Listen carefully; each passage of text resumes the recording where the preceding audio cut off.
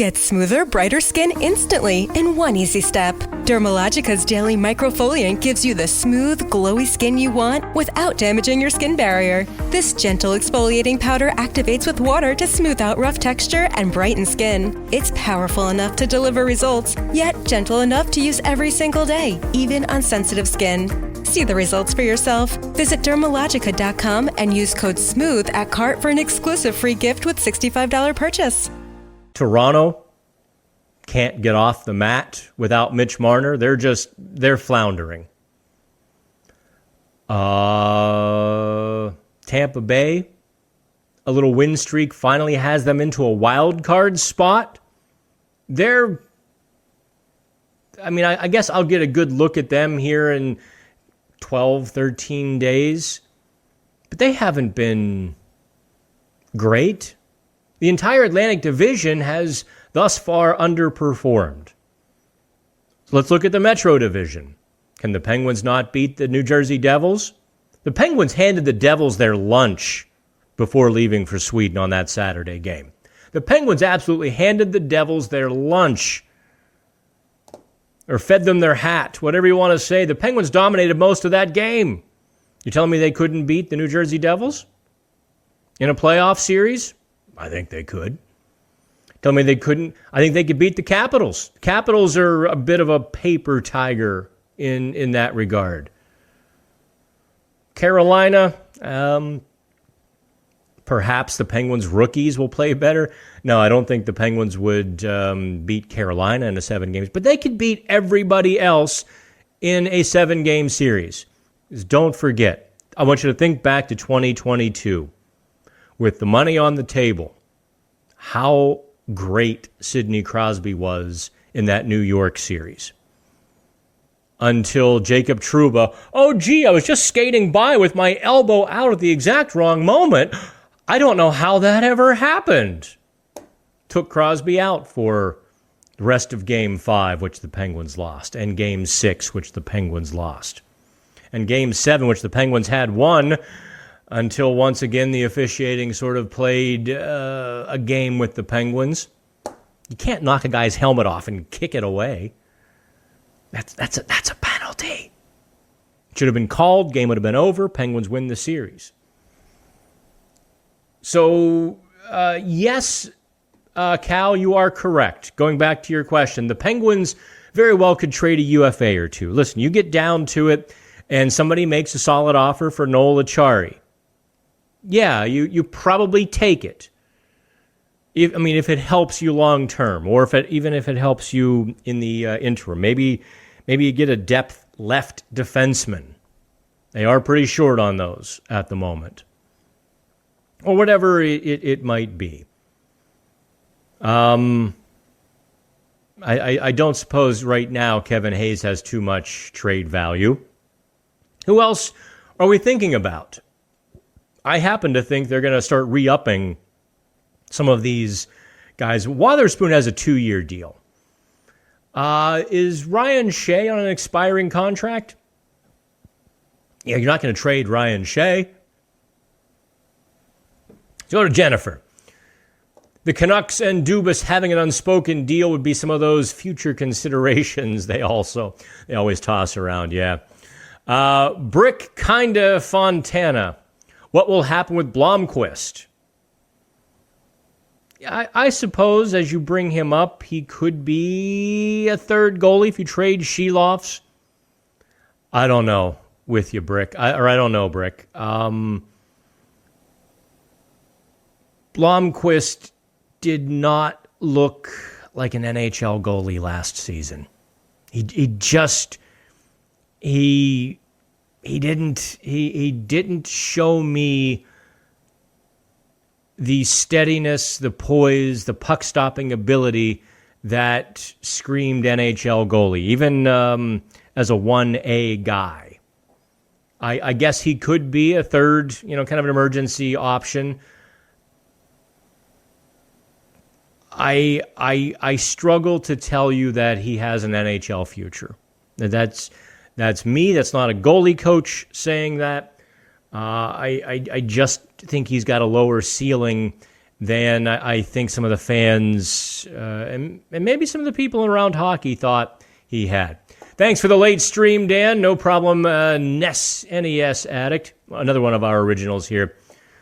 My one true complaint about Sheloff, says Randy, I've noticed his lack of rebound control. Yeah, listen, he sprays, especially when the flippers start going and lots of low shots. His glove can be hard. He was really on it. What was the last game Friday night against Nashville. His glove was soft. He was catching things.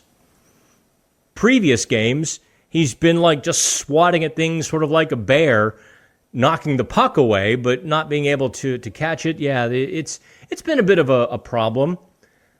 It was not a problem against Nashville. So I'm wondering if he's getting better, if that was a great game. I suppose we will learn. Oh, Diana, people, okay, listen, if y'all want to heap some compliments on me, please, feel free. But I know for every compliment I get, I'm going to get an insult. So I'm like, I don't need, I don't need knocked down a few pegs. I make sure to do that myself. Let's see here. McCity says McGroarty, Kindle, Novak would be an HBK line 2.0 with more potential than the original. Well, no. Wouldn't have more potential than the original. Let's dial it back. Phil Kessel was in fact a 40-goal scorer. It could be a good line. McGroarty, Kindle, and Novak. I wonder if Poulin would be on that line instead of Novak. I still don't know what to make of Tommy Novak. Straight up, I don't know what to make of him yet. He's at least playing like an NHL player. I can't say that I believe that was the case in the first month of the season, but he has in fact shown some spark and some zip, playing with the puck and getting into the battles. He's not good at them. There's no way to sugarcoat that. It will never be a strong part of his game. At this point of his career, is 28 years old. If you haven't learned how to be better at them by now, it's not going to happen. But he's at least been, adding some creative, puck play and some offensive thrust. And Dan Muse did say, although I thought it was a little bit of coach, praise where you're praising a player, he didn't appreciate how good Novak's two-way game was. I think it's standard, but we'll go with it. Yes, that would be a very good line. Dan, hope you're here for a long time. I do too. I have no plans on leaving this planet. Sure as hell, God doesn't want me anytime soon. I'd probably tell him how to run the place. Kyle, Dan, great to see you. Glad you enjoyed the trip. The food looked awesome. It absolutely was. What did my Moose Meatballs tweet? It was up 1,500 likes, and it was several 100,000 impressions because it was 20 people liked it when I posted it. And then the Swedes found it. And then some of the Swedish, I don't know if Swedish media or some Swedish food people found it. They liked it, retweeted it. Hey, this, 'cause I don't know if some of you saw this tweet. I was in this restaurant in Old Town. Now, Old Town, Sweden is kind of like Old Town, Philadelphia, except it's 500 years older. It's quite extraordinary. And so I'm in this little place. After I'd gotten bounced out of two restaurants, I shouldn't have bounced out, but I couldn't get a seat somewhere. I'm like, hey, just one. Do you have a seat at the bar I can squeeze in? Like, no, we're even full at the bar. Sorry. Because Old Town is a little bit touristy, but it's kind of where everyone goes to eat. So I see this little place on the corner. It's dark. I kind of look in. I see on the little sandwich board outside, Moose Meatballs, $24 on special tonight.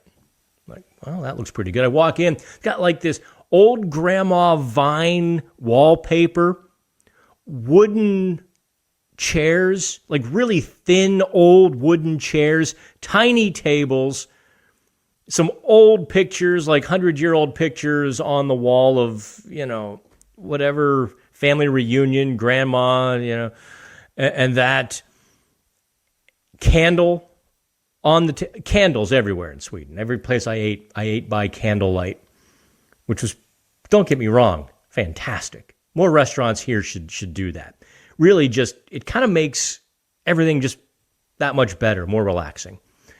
But anyway, the Swedes start liking and retweeting my photo. Hey, look at the American, he likes moose meatballs.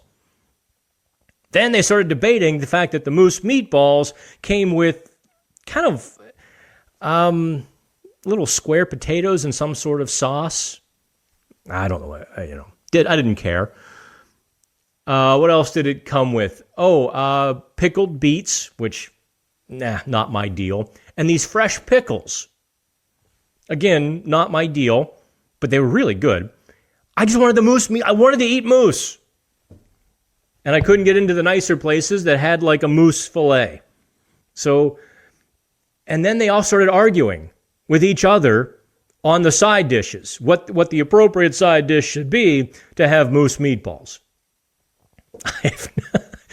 And then, after the Swedes got done arguing over my dinner, the Caribbean found it. Like all these, like 1,000 Caribbean responses saying how terrible Swedish food is. And this went on for like 3 days before I muted all of it. It might still be going for all I know. I just like, I've had enough.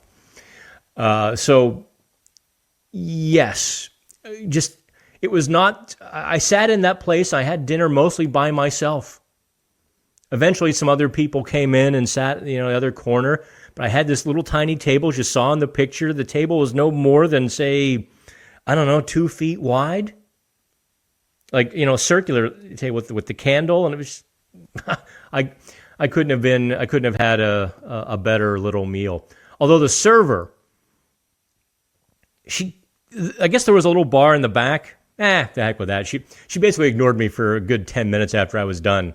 She was sitting at the table beside me, just kind of sipping on soup, just enjoying life herself. And I'm like, okay, I'm done.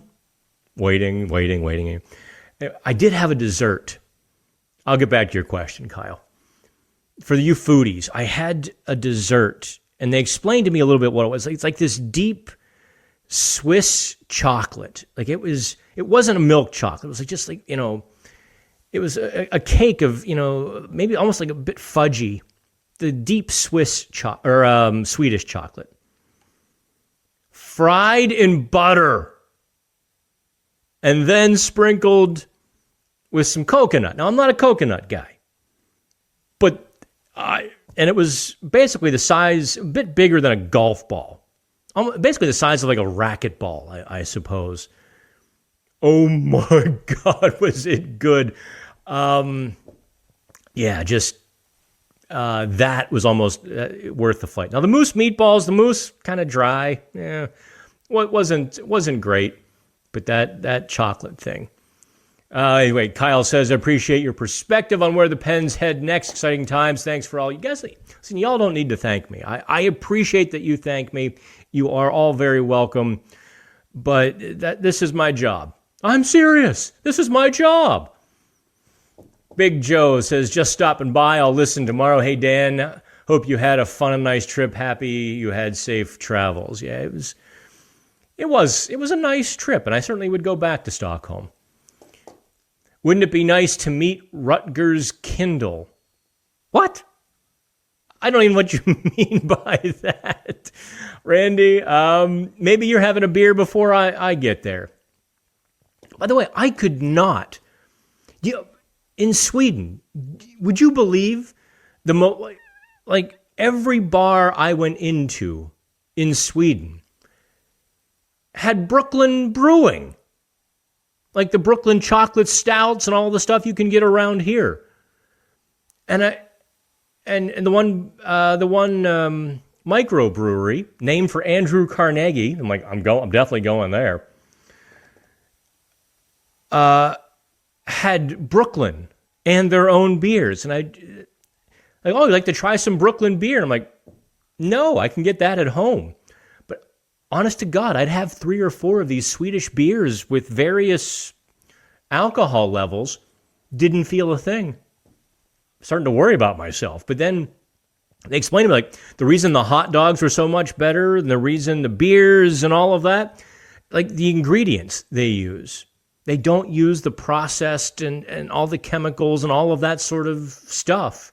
It really is sort of, there's a purity. By the way, the hot dogs, like even just the little bodega hot dogs in Sweden were great. Oh.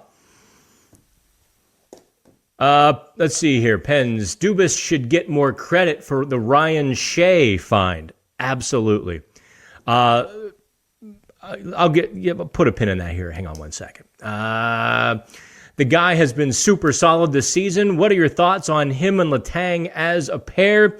Pens, I've written, maybe I haven't written enough about Ryan Shea. I've sort of taken him for granted how good he's been this season. And yes, I have sort of praised Dubas. You know, it's buried within deeper articles. I haven't written an article that just says, Kyle Dubas did a great job finding Ryan Shea. It's been in several articles I've written, but I haven't written an article with that title. Now, to expound on your thoughts, Pens. First of all, yeah, I think Ryan Shea has played great this season. I think there's been a lot of times when he's sort of upheld that pair with Letang as Letang has had some struggles. Think of Dubas's off season. And how it is bearing fruit. Now, Ryan Shea wasn't part of this offseason. That's certainly one of those deep pulls. Ryan Shea was buried and lost in the Dallas organization. Guys were just zooming past him on their way to the NHL, and they weren't going to recall him. How do you find this guy? So you've got Ryan Shea, you've got Parker Wotherspoon, Justin Brazeau. Pretty good so far, right? Yeah, it's just been Blake Lizotte last year. Again, really good. Anthony Mantha, 8 goals, 19 games, 14 points. He's on, career paces. All statistical categories. Then, I shouldn't say then, but, a couple days prior to free agency, Dubas drafts Ben Kindle. Pretty good pick. Maybe some of you have seen some of the highlights of Will Horkoff at Michigan, tearing it up there. Pretty good draft pick. So all of that. Oh, and the Shilovs trade. I'd say Dubas had a hell of a summer. It sort of makes up for the sketchy 2023 summer, does it not? I don't. I'm trying to think. Did Dubas miss on anything this summer? I can't think of a bad move. Wait, I take that back. I do have to nitpick because they did sign Philip Tomasino to a 1-year, $1.75 million deal. I question. Get smoother, brighter skin instantly in one easy step. Dermalogica's daily microfoliant gives you the smooth, glowy skin you want without damaging your skin barrier. This gentle exfoliating powder activates with water to smooth out rough texture and brighten skin. It's powerful enough to deliver results, yet gentle enough to use every single day, even on sensitive skin. See the results for yourself. Visit Dermalogica.com and use code SMOOTH at cart for an exclusive free gift with $65 purchase. It at the time, but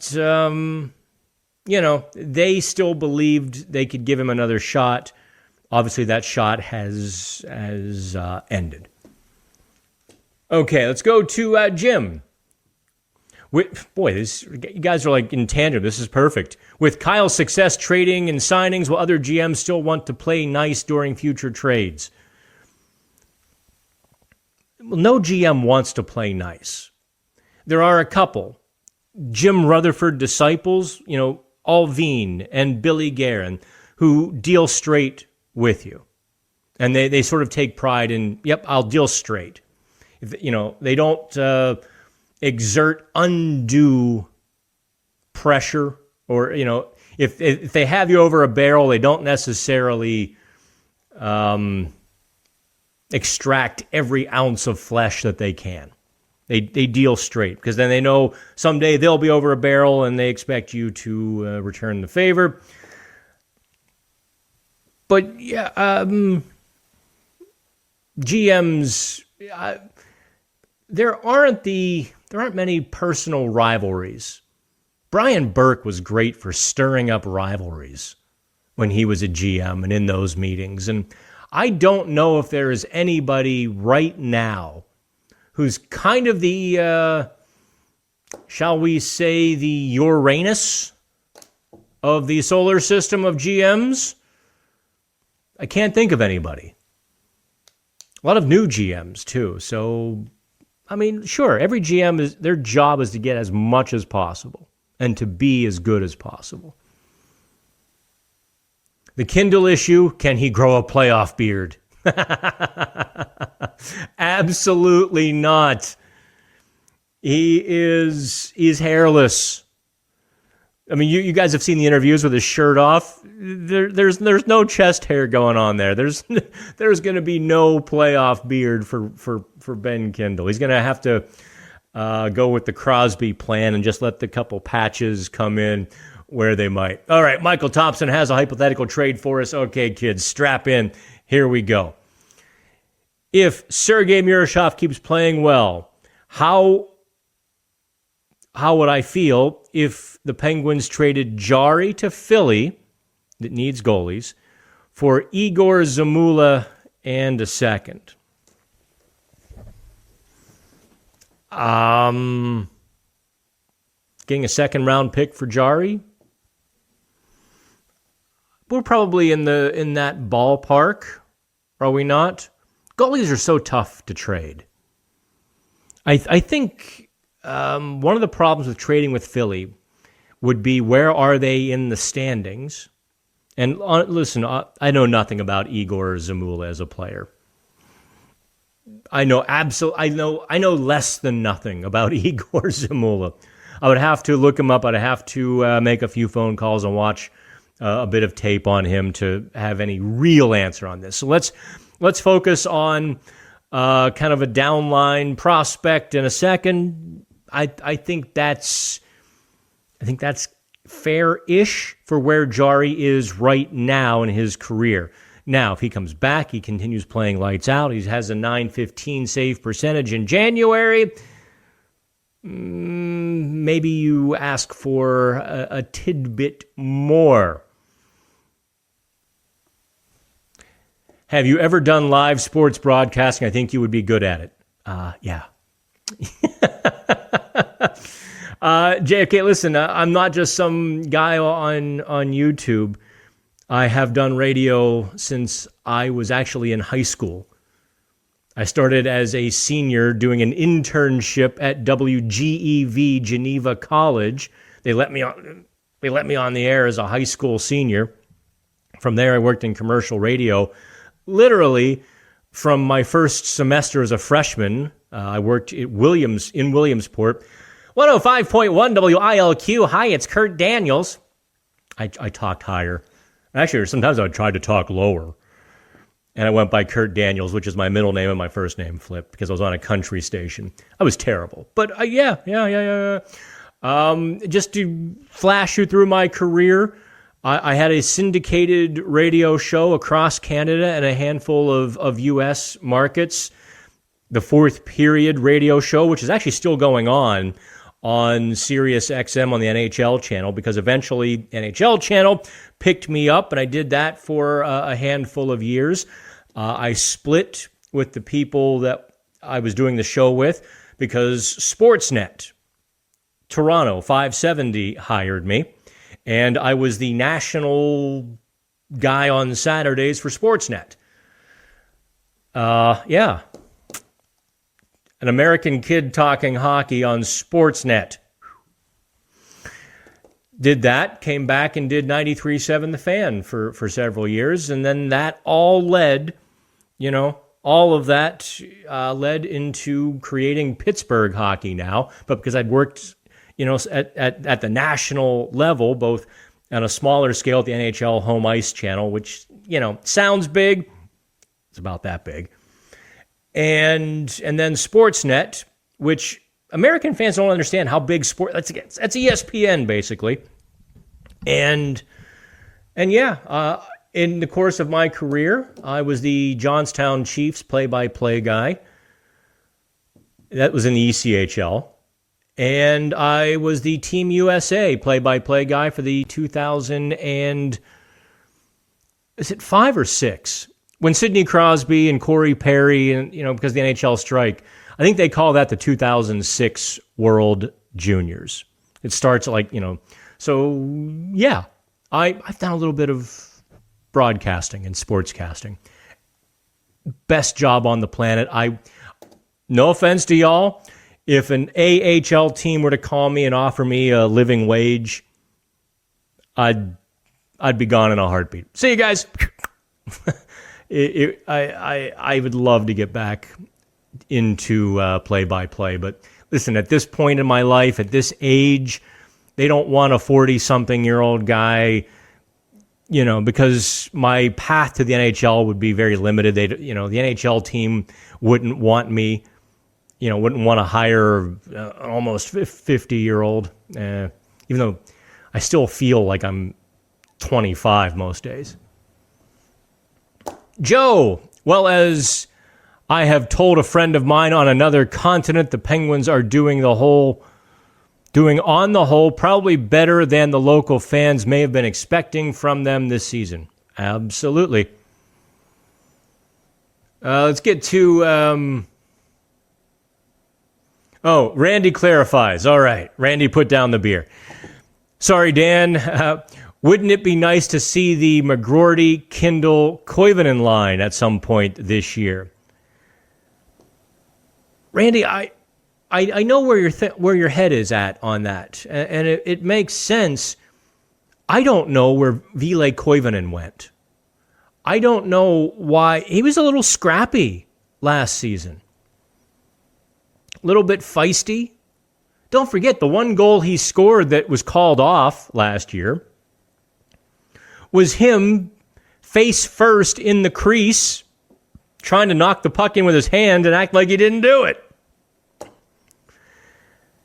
He has not been anything close to that player this year. You'll notice, and if you watch, I guess he's out for a couple of few weeks now, so we won't get a chance to see it. And Poulin has a chance to really take his roster spot. Koivunen was playing so spacious. Like, he was still playing Mike Sullivan's very stretch offense.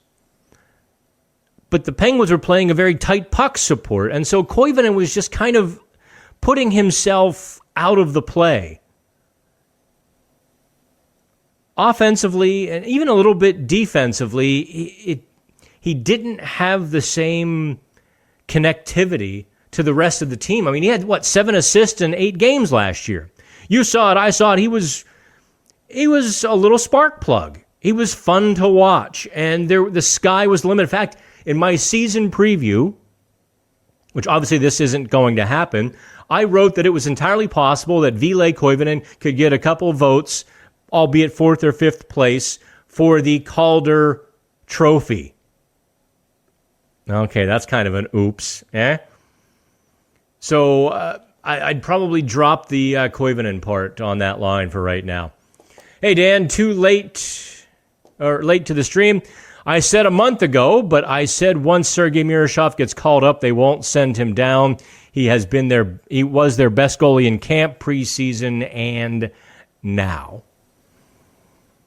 He is going to have to get a couple more starts. If he gets a couple more, all bets are off. Oh, I'm at the bottom of the questions. Cool. An hour. Geez, I've done an hour 5 already. Dan Muse does so well with young players. We have proof of it this season, but he still hasn't been able to improve. Tomasino, who has a high ceiling, just needs to finish better. I'm not going to pile on Philip Tomasino. I am going to tell you what I saw, though. I don't think he has that high of a ceiling. He needs to learn some very fundamental skills in his time in Wilkes-Barre. First, he needs to learn how to play in the dirty areas, on the wall, in the corners, near the net, between the dots even. He has to learn to embrace those like mother's milk, because those will make him successful. You can't be successful outside those areas in the NHL. You just can't. The defensemen in the last 5 years have gotten bigger again. But what's separated this last 5 years of NHL evolution is how well those defensemen now. Look at Parker Wotherspoon, 6'2", and can skate. And he was a seventh defenseman in Boston. So you've had this continued elevation of defense. Tomasino's shot, to me, was always slow. It works in the AHL where you've got more space and time. But in the NHL, it's got to go. And his best move has been that toe drag around the defenseman, creating an opening. It worked a couple of times in the first handful of Penguins games that he played. He had a couple of game winners back-to-back. But it really, he's been able to execute it several times, but without success. Once goaltenders knew what was coming, they can anticipate and not kind of bite on the first shot and have to scramble. Now they see the toe curl coming. They know there's a beat and a pads or a blocker side shot coming. So he really has to fix, but he has to kind of rebuild or even just build his game. Does Tomasino? It's entirely possible. It's very possible. I tend to wonder what sort of player development they had in Nashville, because you had all these players getting broomed who played a very homogenous game with Tommy Novak and Philip Tomasino, and who else got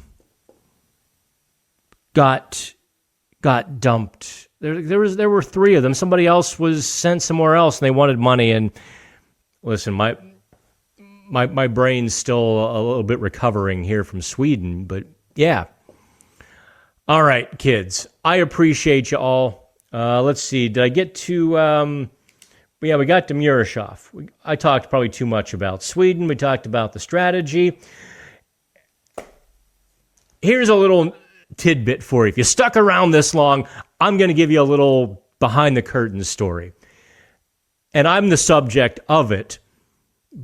But it happened to... I don't know if Kyle Dubas was messing with me or if he was serious.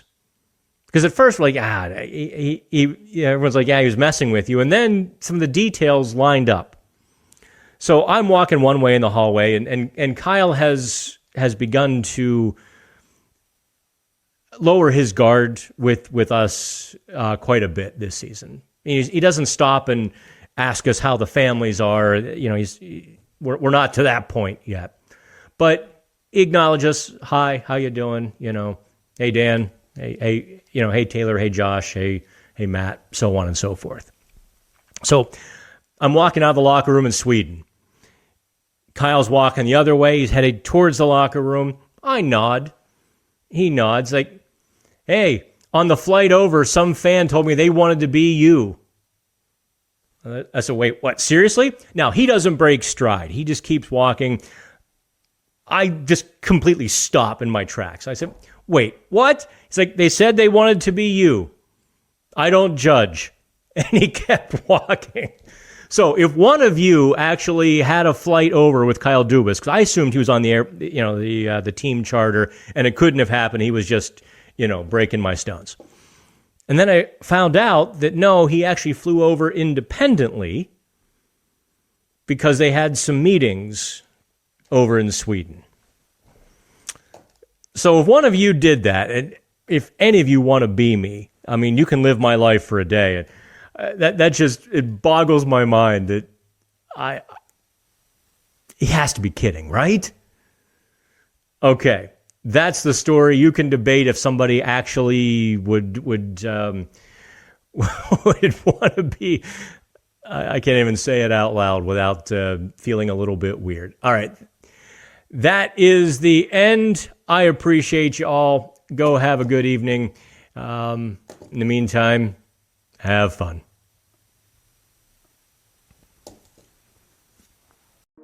Get smoother, brighter skin instantly in one easy step. Dermalogica's daily microfoliant gives you the smooth, glowy skin you want without damaging your skin barrier. This gentle exfoliating powder activates with water to smooth out rough texture and brighten skin. It's powerful enough to deliver results, yet gentle enough to use every single day, even on sensitive skin. See the results for yourself. Visit Dermalogica.com and use code SMOOTH at cart for an exclusive free gift with $65 purchase.